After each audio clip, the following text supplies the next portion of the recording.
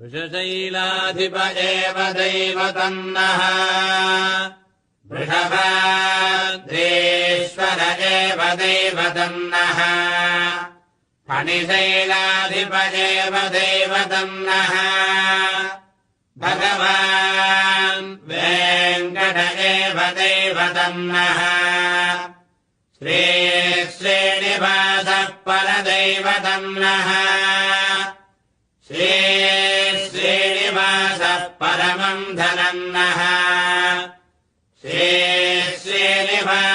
कुलदैवतन्नः श्रीश्रीनिवासः परमागजन्नः भक्ताब्जे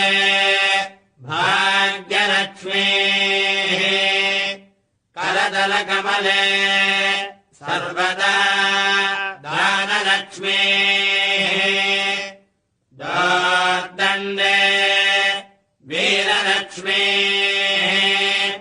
हृदयसरसिजे बोधकारुण्यलक्ष्मीः खड्गाग्रे शौर्यलक्ष्मीः निखिलगुणगणाडम्बरे कीर्तिलक्ष्मीः